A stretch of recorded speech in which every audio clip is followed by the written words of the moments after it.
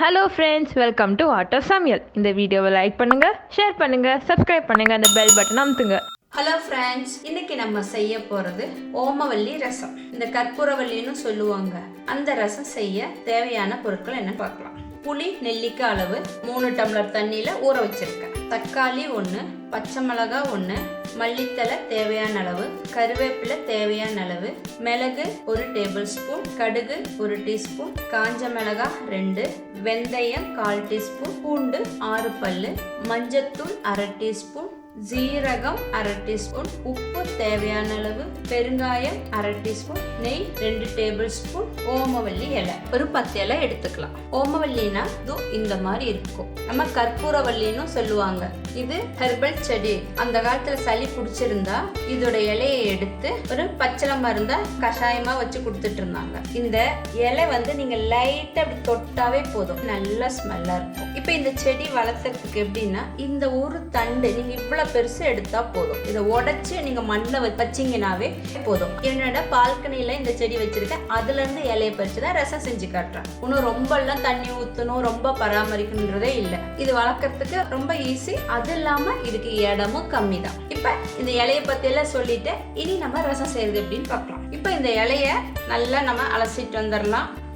இப்ப நம்ம ரசத்துக்கு ரசப்பொடி பண்ணணும். அதுக்கு ஒரு மிக்ஸி ஜார் எடுத்துக்கலாம். அதுல எடுத்து வச்ச மிளகு, ஜீரகம் இதை ரெண்டையும் பவுடர் பண்ணிட்டு வந்துடலாம். இப்ப நம்ம மிளகு சீரகத்தையும் பவுடர் பண்ணியாச்சு. அடுத்து எடுத்து வச்சிருக்கிற பூண்டையும் போட்டுடலாம். இதையும் மிக்ஸியில் லைட்டா போட்டிட்டு வந்துடலாம். இப்ப நம்ம மிளகு, சீரகம், பூண்டு 3ஐயும் பவுடர் பண்ணியாச்சு. இப்ப ஊற வச்சிருக்கோம் இல்லையா புளி, அதுல கொஞ்சம் மஞ்சத்தூள், தேவையான அளவு உப்பு, அடுத்து எடுத்து வச்சிருக்கோம் இல்லையா தக்காளி, அந்த தக்காளி பழத்தை இதுல பிழிஞ்சிடலாம்.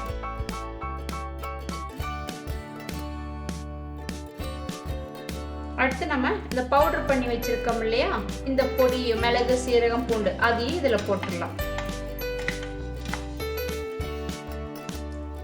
இப்ப இது எல்லாத்தையும் நல்லா கரைச்சிக்கலாம். உப்பும் பார்த்துக்கோங்க. அப்புறம் இந்த எடுத்து வச்சிருக்கோம் இல்லையா ஒரு பச்சை மிளகாய், அதுவும் இதுல உடைச்சு போட்டுடலாம். அடுத்து பெருங்காயம். ரசம்னாவே பெருங்காயம் போடணும். இப்ப நம்ம இந்த ரசத்துக்கு எல்லாம் ரெடி பண்ணி வச்சுட்டோம். இனி நம்ம தாளிக்கணும். ரசம் தாளிக்கிறதுக்கு ஒரு வானல் எடுத்துக்கலாம். அடுப்பை வச்சுட்டு வானல் நல்லா சூடாயிடுச்சு. நம்ம இதுல நெய் கொஞ்சம் போட்டுக்கலாம். நெய் நல்லா சூடானதும் நம்ம எடுத்து வச்சிருக்கிற கடுகும் வெந்தயத்தையும் இதுல போட்டுடலாம்.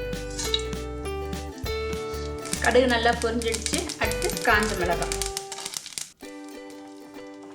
இப்ப இதுல இந்த 4 இலையை மட்டும் நான் இதுல கிள்ளி போடுறேன்.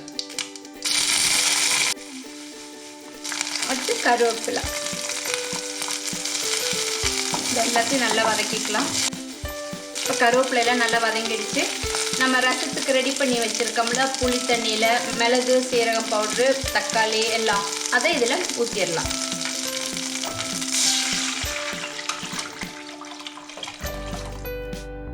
இப்ப நம்ம இந்த ரசத்தையும் ஊத்தியாச்சு.